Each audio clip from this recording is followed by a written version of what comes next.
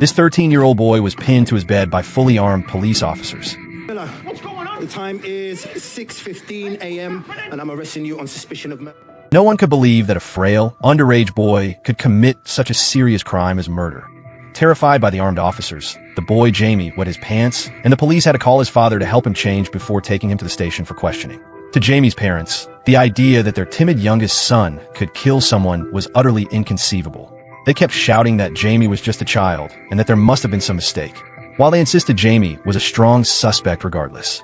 Amid the cries and pleas of his parents, the police dragged Jamie out of the house and into the car. Throughout the ride, Jamie behaved just like a child. He leaned against the window, crying and unwilling to look away from his parents. No, it's hard. You need to calm down, okay? Just calm yourself down, mate. It wasn't until they arrived at the station that he calmed down a little. He tried to defend himself. I didn't do it. That's not to do with me, Jamie. Just try and answer my questions, please. Jamie's parents were still in shock, but they had no choice but to come to the station as well. The police did not immediately explain the details of the case to them. They were merely notified. Ask whether you'll be his appropriate adult. Jamie chose his father as the appropriate adult during the interrogation and investigation procedures. His mother was the first to voice her dissatisfaction. Why would he choose his father in such a critical moment? Up to this point, Jamie's father still had no idea what had actually happened. A few minutes later, he finally got to see his son. I've not done anything. Of course I believe you. Next, the lawyer began by reviewing the legality of the police procedures and managed to extract a few details about the case. Yeah, and I see that you're taking blood. Yeah, scratches on his arm, blood at the scene, it's not without justification. The victim in this case had died on the spot, suffering multiple wounds. Jamie was currently the prime suspect. He was asked to remove his pants for a physical examination, which his father found unbearable. This is a bit serious as well, don't you? Taking your two grown men looking at your bits. I wasn't accused of a crime. However, his objections were overruled, and he could only watch as his son undressed for the exam. I can just ask you to lift up your penis. I need to make sure that there's no defensive wounds on your scrotum. At that moment, the father was angry and powerless. Before the police began the official questioning, the lawyer gave Jamie one crucial piece of advice. So all I want you to do is say no comment, all right? That's it, just no comment. The lead investigator on this murder case was John. He began by asking Jamie if he had any close friends. Jamie said he did, but when asked who they were, he replied that he couldn't say. John shifted the questioning to Jamie's romantic interests. He pointed out that Jamie had shared photos of some attractive models on Instagram. Jamie admitted he liked that type of girl, but insisted he had never had any sort of relationship with them. Using this topic as a way in, Jamie became more cooperative in his answers. He eventually confirmed that the two boys in a photo, Tommy and Ryan, were indeed his friends. The three of them were classmates. Were you hanging out with them last night? What time did you get home? John then asked Jamie what time he had returned home, but again, Jamie refused to answer. Seeing how uncooperative he was, John presented physical evidence. A pair of sneakers believed to belong to Jamie. Jamie denied they were his. A female officer then showed him a photo of a girl named Katie, the murder victim. She was Jamie's schoolmate. They had taken a few lessons together. The female officer tried to get Jamie to talk about his relationship with Katie, but once again, Jamie replied that he couldn't say. I'm prepared to talk about your other friendships, but not this one. Can you tell me why? Well, I think that's pretty clear why. What do you say? Jamie only says that he and Katie were merely acquaintances. They had talked at school, but never interacted outside of it. Was it a relationship that ever went beyond friendship? The female officer's questions became increasingly sharp, and she asked whether he had ever had any sexual contact with Katie. His father couldn't stay silent and interrupted. However, the officer stated this was standard interrogation procedure. Jamie denies ever having any intimate relationship with Katie. John asked if he had gone to see Katie the night before. Jamie immediately denied Didn't it. kill her. You've got me confused with someone else. But when John presented a photo of Katie's body, explaining that she had been stabbed to death, Jamie lowered his head with a heavy expression. The lawyer quickly tried to interrupt and requested a short break. But Jamie's father, believing firmly in his son's innocence, insisted they could continue the questioning. John then took out some pictures from the night before that in the pictures, Jamie could be seen wearing blue and white sneakers. First, he was with his two friends for a while, then wandered alone through the streets for about an hour, and eventually began following Katie. So you were following her. I ask you again, why were you following her? Seeing that Jamie still refused to confess, John had no choice but to present surveillance footage of the confrontation between him and Katie. The video clearly showed them arguing, followed by Jamie chasing after her and stabbing her multiple times. Jamie's father was utterly shocked upon seeing the footage, while Jamie began to cry. The interrogation was temporarily halted, and both the police and the lawyer left the room, leaving only Jamie and his father. Jamie began to explain. John found it difficult to get much more out of Jamie, so he decided to shift the investigation to Jamie's school. Meanwhile, Jamie's two close friends have been deeply worried about the whole situation. Come to your house. Yeah. Let's call the knife. Yeah. At the same time, John's son, Adam, was also a student at the same school. That morning, Adam had messaged his father saying he didn't want to come to class, but under pressure from his mother, he had no choice but to attend. While in the cafeteria, Adam received a call from John, who told him he might be coming by his classroom later. Almost immediately, a few classmates casually dumped their trash onto Adam's tray. Adam, used to this kind of treatment, silently picked up the tray, only to be cornered and extorted by another boy.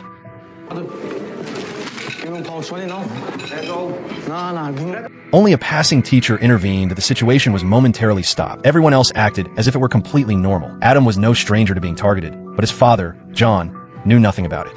After arriving at the school, John first met with Emma, Katie's best friend. Emma was extremely displeased with John's questioning. She knew the police had surveillance footage of Jamie committing the crime and couldn't understand why they didn't just arrest him immediately instead of asking about who Katie was and what kind of relationship she had with Jamie. She even accused John of trying to blame Katie for her own death. John tried to calmly explain the situation, but Emma wasn't having it. She even lashed out at Adam, insulting him in an attempt to attack John personally. Right? Yeah. Yeah, no, he's off if he didn't know. He didn't get your cheekbones, did he? Then Emma, angry, Can I go now, lower school? Bit of politeness. Well, I really feeling polite today. Can I go now, Miss Lower School? This is for...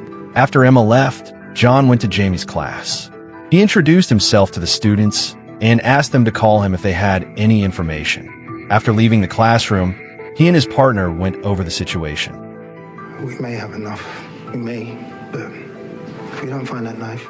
The absence of a knife meant there was still room for the lawyer and the judge to argue, so they had to find the murder weapon. Furthermore, the case was still missing a clear motive. Why would Jamie want to kill someone? On top of that, Emma's reaction earlier only deepened John's doubts.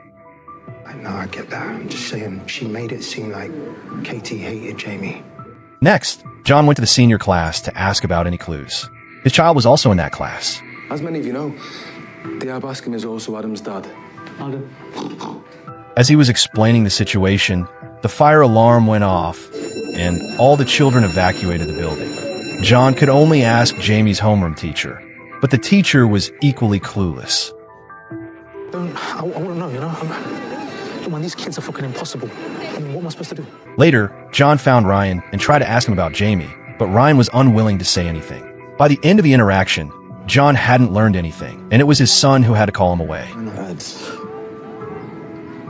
It's not going well because you're not getting it. Adam then pulled out his phone and showed his father Instagram, where students were using little emojis in what seemed like normal posts, but in reality, these emojis had hidden meanings and implied something else. John was confused, and Adam continued explaining. The red pill emoji, for example, was a call to action from the manosphere. The manosphere follows the 80-20 rule, which means 80% of women are attracted to only the top 20% of men. The idea is that to win a woman's favor, a man must resort to unconventional methods or tricks. This is what they call involuntary celibacy. Jamie, in particular, was mocked by Katie as an involuntary celibate. Did show you 15 others. Messages sent to Jamie, all different emojis, they're saying the same thing. John suddenly saw everything clearly. Jamie's motive for the murder was likely rooted in the humiliation led by Katie. Jamie had been bullied by her. However, Adam admitted he wasn't entirely sure, since he wasn't in the same grade as Katie and Jamie. He had only shared this with his father because he didn't want him blindly investigating and missing the real point. John instantly felt like a failure, and what struck him even harder was the realization, through Adam's words and the reactions of his classmates, that Adam himself might also be a target of bullying. Feeling guilty, John gently asked if that was true. Adam tried to stay composed, but the look of hurt on his face gave away his true feelings. Does it look like anyone's learning anything in there to you? It just looks like a fucking holding pen. He went back to Ryan's classroom to question him again, but as soon as Ryan saw him, he jumped out the window and ran. That only confirmed John's suspicion. This kid was definitely hiding something. Without hesitation, he gave chase, and once he caught Ryan, Ryan finally confessed. It was my knife. I just found things the way they were. With that one confession, it was enough for them to arrest Ryan as Jamie's accomplice, and by now the whole case was almost entirely clear. John put his work aside, waited for his son after school, and walked home with him. I want want to spend it with you. Because I love you. This case finally made John realize how much he had been neglecting his son. Meanwhile, Jamie's father went to the site where Katie had died and laid a bouquet of flowers. 7 months later, Brian E., a clinical psychologist, arrived at the police station. She was there to write a report on Jamie. Jamie had been held in detention for 7 months. He had remained quiet for most of that time, but had recently gotten into a violent physical altercation with another inmate. When Brian E. met Jamie, they started with a polite exchange, but Jamie quickly dropped the act. What do you call bright? Come on. It just feels like a trick. Trick? Trick into what? Brian E. was clearly trying to probe how Jamie felt about his father, but to end what he saw as a pointless argument, Jamie simply replied, "My dad treats me well," cutting the conversation short. It seemed like Jamie had backed off, but the very next second, he made a demand to see the psychological evaluation Brian E. was writing about him. Brian E. rejected the unreasonable request, explaining that the report was meant for the judge to better understand Jamie. Jamie, of course, understood that the report could influence the judge's final decision, so it would be in his best interest to present himself in a positive light. But clearly, he didn't know how to do that. All he could do was respond to Brian E.'s persistent questions with a defensive, combative attitude. Brian E. kept pressing from different angles until Jamie finally gave in and started telling the truth. In his eyes, his father was just a man who fixed toilets, hardworking and worn out. He was a man who endured a lot, but didn't pay much attention to Jamie, had a short temper, though at least he never hit him. Jamie then began to open up more about his father. He liked sports, while Jamie didn't, but his father would still send him to football training. As he spoke, Jamie's expression began to shift, and his breathing grew faster. But when I'd fuck up, he'd just... He said that when he failed at something, his father would at first pretend not to notice, trying to hide the disappointment in his eyes. That disappointment hit him hard every time. At that moment, Brian finally began to get a clearer sense of what to write in his report. Or did you not think you were very good at anything else? No, I didn't care. I wasn't.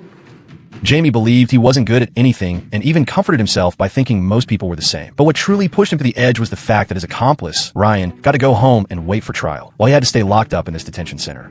He grew more agitated and suddenly stood up. You need to sit down, Jamie. If you don't sit down, does that mean you don't know does that mean you don't know what you just want? He roared.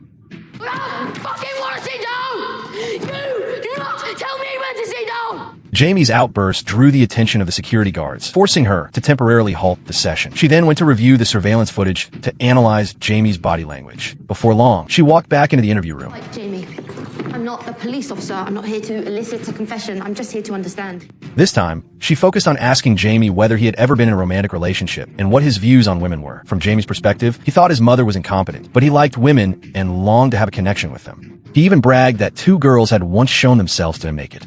One of them touched my knob through my trousers. After saying all that, Jamie admitted that he had made everything up. He had never been touched by anyone, nor had 2 girls ever shown him their naked bodies. He had only seen nude photos of 2 girls from his grade. Was Katie one of those 2 girls? The photos were indeed of Katie, which he had sent to a boy in her grade, but that boy had shared them with others. Brian then asked if Jamie had any feelings for Katie. Jamie vehemently denied it, using the excuse that he didn't like Katie because her body was flat and not the type he was attracted to. After a few words, he once again erupted in anger. No, fuck that! I didn't fucking say that! You fucking put your words in my mouth! In his anger, Jamie even tried to attack Brian, but fortunately, the security guards outside the door arrived just in time. Facing the guards, Jamie immediately calmed down. Brian, though shaken, knew her professional ethics required her to continue questioning. This time, the questions were even more sensitive, focusing on the comments on Jamie's Instagram. Jamie instinctively avoided answering, even resorting to verbal attacks on Brian. Could you tell me what these emojis Oh, are? how embarrassing is that? Getting scared of a 13-year-old. In the end, he had no choice but to admit the truth. All those comments were attacks and mockery directed at him, and Katie was the one who had been at the forefront of it all. Why did she do it to you? Because I'm ugly. After the nude photo scandal, Jamie reached out to Katie while everyone was gossiping about her. He tried to comfort her, apologizing for how people were treating her, and asked if she wanted to go to the amusement park with him. He thought Katie would be vulnerable in such a situation and agreed to his invitation. However, Katie didn't develop any affection for him. Instead, she mocked him with a smile, saying she wasn't that desperate. That single remark enraged Jamie. After getting all this information, Brian felt she had enough. She was ready to end the meeting. Jamie had been defiant, but now he became meek. He finally realized he needed to please Brian, hoping she would write something positive about him. Do you like me? When Brian didn't directly answer whether she liked him, Jamie immediately exploded in anger. The security guards had no choice but to drag him out. After Jamie left, the emotions Bryony had been suppressing finally came to the surface. Jamie was a tragic figure, a child who reflected too many societal and familial issues. His father's quick temper and his focus on success had taught him only how to be angry and insecure. At the same time, he faced bullying at school, which made him even more sensitive and prone to outbursts. It was clear that he longed for female affection, not just from Katie, but also from Bryony. He craved validation and praise, and when he didn't get it, he resorted to violence, shouting, and threatening others. Bryony couldn't help but feel the danger in every moment spent with him, always feeling her safety was at risk. But fortunately, she now knew how to write the report. Jamie's father was celebrating his birthday, and everything seemed peaceful at home, until his eldest daughter suddenly burst in, panicked. Shit, Dad. Dad, have you seen the van? The van outside, have you seen the van? No? As soon as Jamie's father stepped out of the house, he noticed that obscene words had been spray painted on their car. He couldn't help but get angry and asked his wife to call the police. And his wife felt that this wasn't a sustainable situation and that they should move away. Do you think we're moving back to Liverpool? It'll be any better? Because I promise you now, it'll be 10 times fucking worse, and you know. Jamie's father insisted they hadn't done anything wrong and refused to move away from there. But when he went outside with a cloth to clean the car, facing the neighbors' whispered judgments, he couldn't help but feel helpless. And what made him even angrier was that two boys sped past on their bikes, laughing mockingly. All right, nons. Hey! All right, nons! The paint on the car couldn't be cleaned off, so Jamie's father takes his wife and child to the hardware store to buy paint in hopes of covering up the profanity. Once they got in the car, he comforted his daughter by saying that they could all go see a movie and have a nice meal together. As the family talked about these plans, the atmosphere gradually warmed up again. Jamie's mother even began reminiscing about how she first met her husband. That's right. He wore this daft pink wig and everyone was laughing at him, but your dad never cares, man. Jamie's mother even asked her daughter to find the song they had danced to when they first met. From their memories, it turns out they met at a dance when they were both 13, the same age Jamie is now. The difference was, Jamie's father had managed to catch her mother's attention. At that dance, no one wanted to be the first on the floor, everyone was shy. But Jamie's father bravely stepped out alone and began dancing, livening up the whole event and drawing Jamie's mother's attention. They danced together, and afterward, he offered to walk her home. That one moment showed how Jamie's father had always been braver, more outgoing, and cheerful than Jamie. His way of winning a girl over was not by taking advantage of a vulnerable moment or reacting with anger when rejected.